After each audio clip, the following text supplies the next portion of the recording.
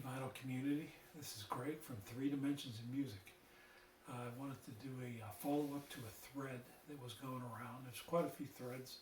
This is the one I wanted to participate in first. It's a thread related to showing your 10 favorite albums or the most listened to albums in your collection. And I've watched quite a few different videos. They were very entertaining. And some of the fellas have a huge collection, so how they could pick 10, it's hard to believe, but I kind of did a little variation on this. Instead of picking 10, well, I did pick 10, but I picked an alternate 10, or the other 10. The other 10 is what I call it, because the first 10 I would have picked would have been pretty normal for anybody, I guess. I mean, you're talking bands like Zappa and Pink Floyd, all my favorites, Led Zeppelin, Santana. There's so many different bands I would have picked for the first 10, but this was my go-to other 10 bands that I really enjoy to listen to when I really want to listen to a great tune. The first one I chose for the other 10 is Jeff Beck, performing this week at the Ronnie Scott's in London. It's a 3-record set. Many of you are familiar with this, but it was a set I bought way back, and it's got like custom labels. It's a 3-record set of a lot of great songs. As you can see, all the different songs that are on this, and he has some great guests that perform with him in this club. And basically, it's the Ronnie Scott's is a jazz club in London, and it's only so big. So he had this great band, backing band with him, and Eric Clapton's there, Joss Stone, Imogen Heap, which I really wasn't familiar with until I listened to this concert. But the whole night was just fantastic. So the first one I picked, this is always a great go-to for me, Jeff Beck live at Ronnie Scott's. And I think Matt down in Florida might have got himself a copy of this, and I hope he did, and I hope he enjoys it, because I just flat out love it. Next one I chose, I have quite a bit of Joe Bonamassa. Love him or hate him, I really like his playing. A great blues. It's a 2-record set. That's the label that it looks like. Pretty plain Jane, really. But it's a live set. It's called A New Day Yesterday Live. Okay? And if you want to get into Joe Bonamassa, this would be the one to start with. Just the jam intro on the first side. It's a 2-record set, so you got 4 sides. But I'm telling you what, this is a cooker. It really is. Joe Bonamassa, A New Day Yesterday Live, master. It says master tape control file, but I don't know if it's an analog or not. I don't really want to get into that, but it sounds great. It really does. Anyways, that was Joe Bonamassa, number 2. Number 3, a big favorite of mine, Jimmy Page and the Black Crowes.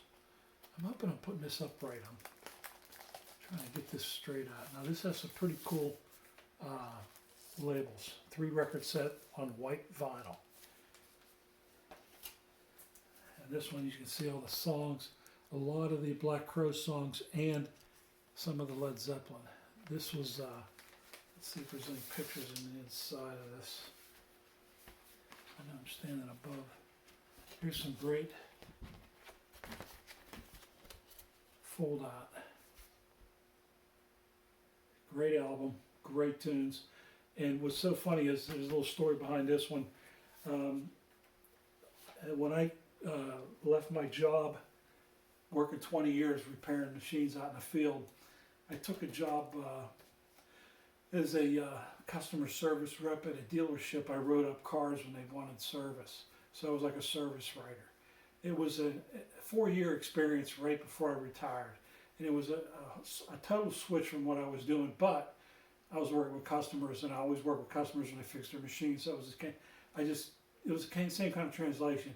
But when you're a service writer, you have to deal with the other end of the dealership too, with the guys that fix the cars. So that was a whole different dynamic that I had to really learn quick.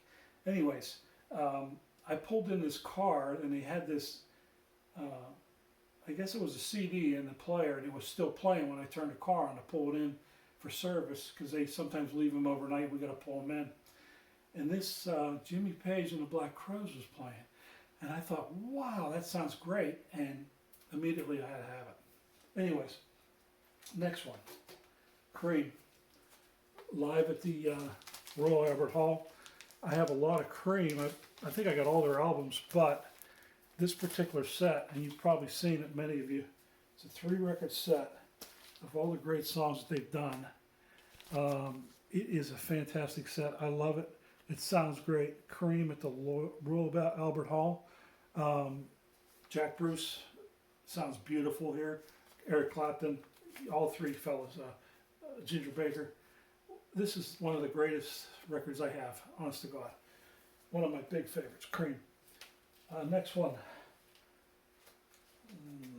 Deep Purple, made in Japan. Probably seen a few of these in different videos. This particular one was bought in England. You can see the quid, 3.5 quid. Back when I got it, when I was in England. This is a 2-record set, and this sounds great. This made in Japan was one of the best, and it's on that label there. And it's just spectacular. If this is Deep Purple, they're best. Okay. You're probably wondering about this t-shirt, how it ties in. Well, my videos are kind of sloppy. So there you go. Sloppy Joes. Now, I think this was down in Key West, yeah. And that's Ernest Hemingway. One day I'm going to visit this place if it's still open. All right, next. Allman Brothers, Fillmore East. Classic. Classic go-to for me on Mercury. Set that down. And everybody knows, I won't say too much about this. This album is a no-brainer. No-brainer. Fillmore East. Yeah. Next one. A real big favorite band of mine. Return to Forever with Chick Corea. I just showed one video back, but this is called No Mystery. It's an older one. Classic 4 of the group. L.D. Miola, Stanley Clarke, and Lenny White with Chick Corea. Great album, jazz fusion. Great entry into that. Next one. I have quite a this fella's repertoire. Larry Coryell, 11th House. This was a record store they purchased. They did a beautiful job with these reprints. So I filled out my Larry Coryell collection by getting some of these record store day. This is 11th House live at Montreux. Very good record. They call him the godfather of fusion. And I won't argue. Larry Coryell, another favorite I go to. Now, a lot of these albums I'm showing you, they're the other 10, but like it could be any one of the collection that I listen to from these bands. Billy Cobham, Spectrum, next up on the list. This is on Atlantic. Great album. This is how I got introduced to Tommy Bolin. When I heard him play on Spectrum, I said, who is that guitarist? And then I just got a bunch of Tommy Bolin. And he would be part of this 10 too, but like I said, this is the other 10. And lastly, big favorite of mine, Brian Auger, Oblivion Express. A great keyboardist. This would be a great one if you see it in the record store. Closer to it, this is a way to start with Brian Auger's Oblivion Express. So that's number 10. And I have one special mention. Jimi Hendrix, big favorite of mine. This is a box set I got. It's called the Songs for Groovy Children. It's an 8-disc set. And like I said, this is an honorable mention. But I go to this a lot. 8-disc set. And it's like 4 concerts in New York over Christmas Eve, or New Year's Eve. Great concerts, just a fantastic recording. I just want to say goodbye to London, Madison, Evelyn, and CJ, otherwise known as Charlotte. Bye, girls. I love you. I'll see you guys next time.